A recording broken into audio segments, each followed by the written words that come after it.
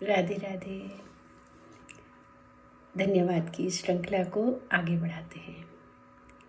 आज मैं उनके बारे में बात करने वाली हूँ जो मेरे क्रिएटर हैं, यानी कि मेरे पापा। पापा तो सभी के बहुत अच्छे होते हैं क्योंकि पापा तो पापा होते हैं, पर मेरे पापा कुछ अलग हैं, बहुत अलग हैं।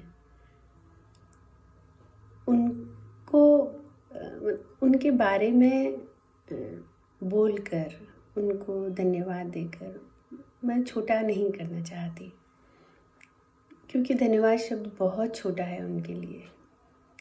लेकिन अगर इस श्रृंखला में उनका नाम ही नहीं आता, उनके बारे में बात ही नहीं करते, तो अति हो जाती है।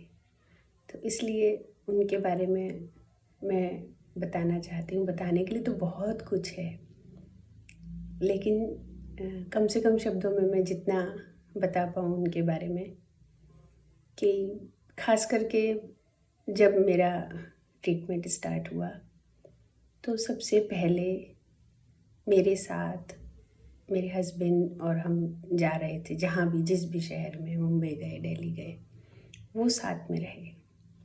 इस एज में भी उन्होंने अपने सारे जो प्रॉब्लम्स थी, उनको नी पेन बहुत ज़्यादा था, सबको साइड में रख कर वो मेरे साथ रहे।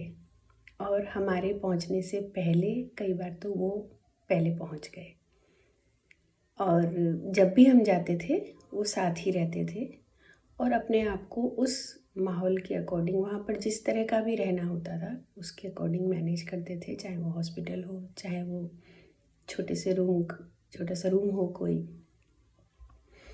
इसके अलावा उन्होंने साथ में उनके खाने पीने का जो अलग से ध्यान रखा जाना चाहिए था, वो तो कहीं उसका तो नंबर ही नहीं आ पा रहा था।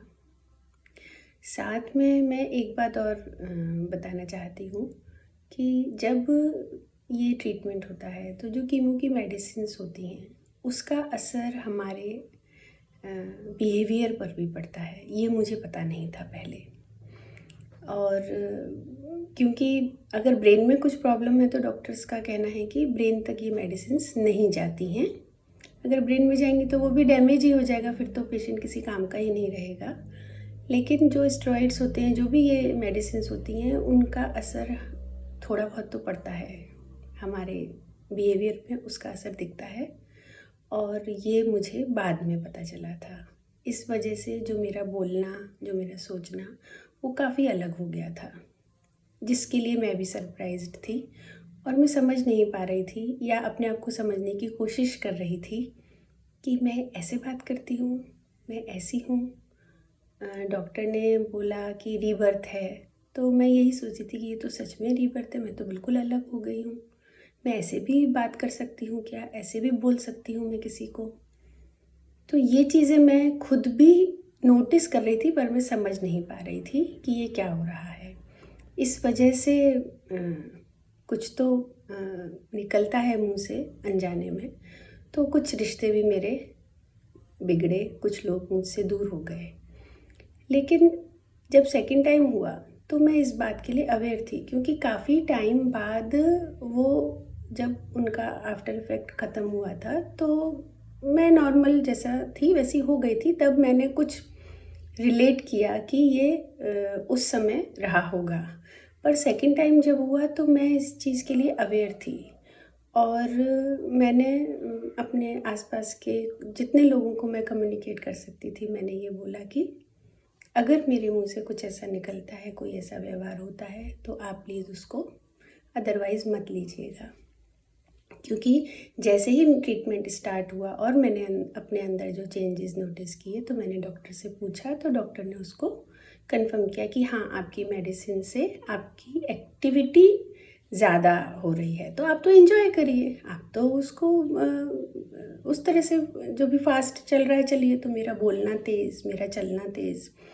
तो ये यहाँ पर मैं इसलिए मेंशन कर रही हूँ क्योंकि पापा जी सेकंड टाइम मेरे साथ कीमो के टाइम पे मैं और पापा जी रहे थे, और उन्होंने मुझे लिटरली बियर किया।